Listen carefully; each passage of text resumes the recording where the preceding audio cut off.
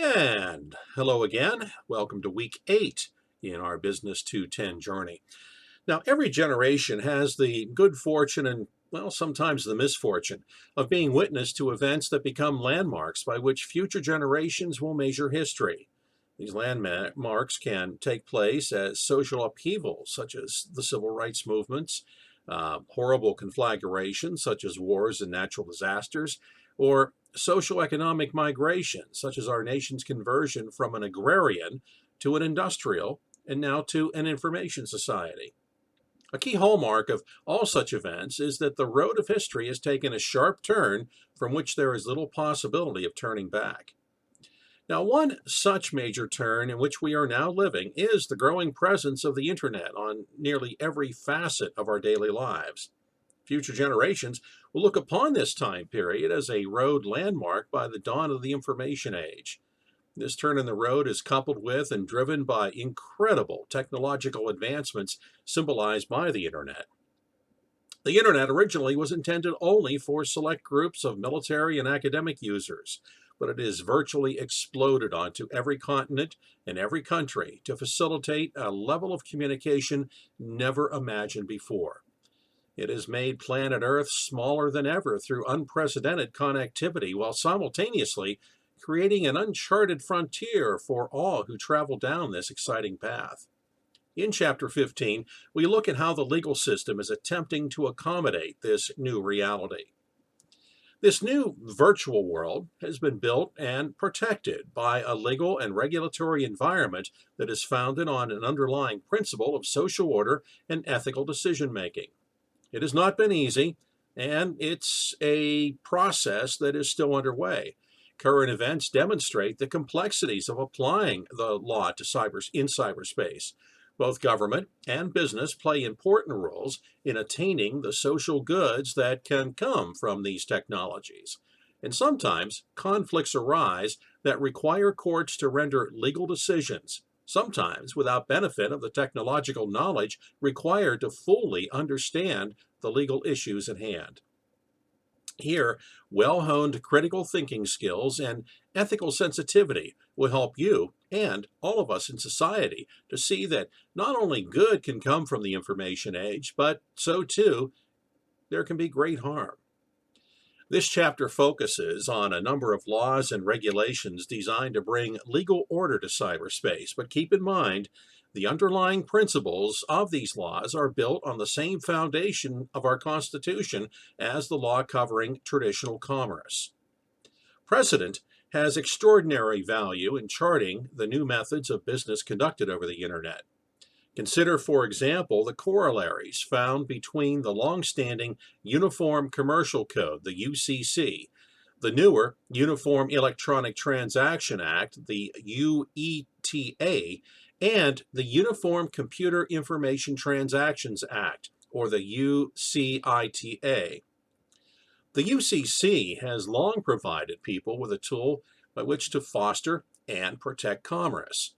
These new proposals, although surely seen as imperfect by many, are evolutionary efforts to do the same for e-commerce. In fact, the UCITA, which is actually a piece of model legislation that individual states have to approve, in this country, only two states, Virginia and Maryland, have actually approved the UCITA and incorporated it into their state codes of law.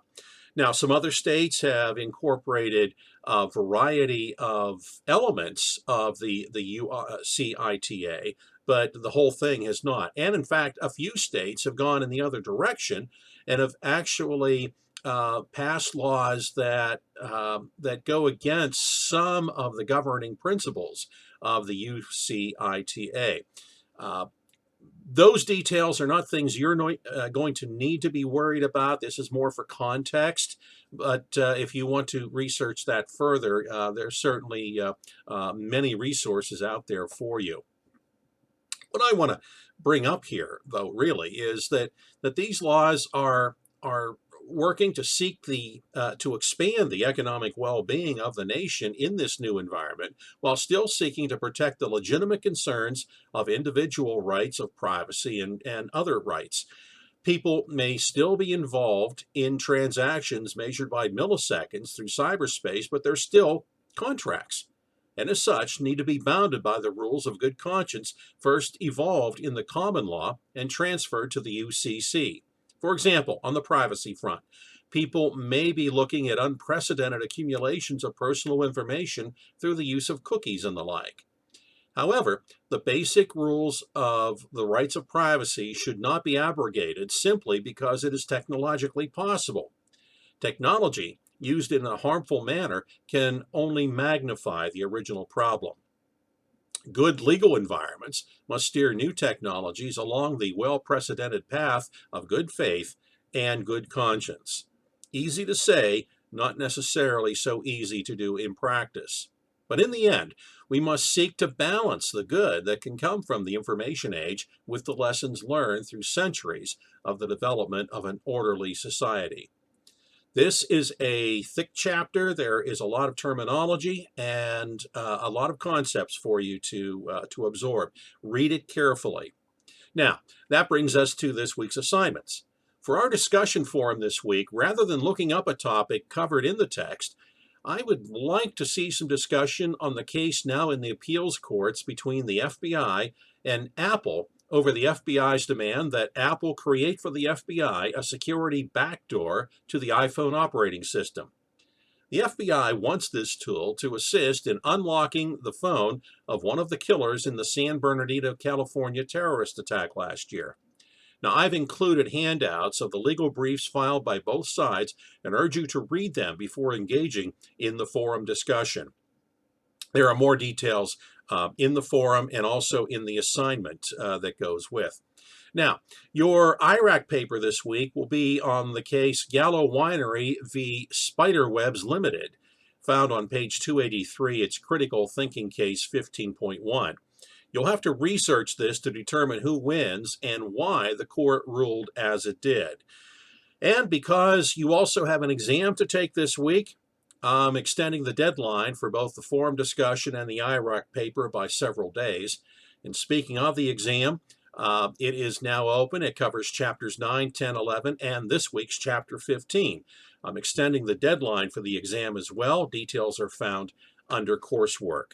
So, after catching a break last week, there's additional work for you, but there are some rewards in that work as well.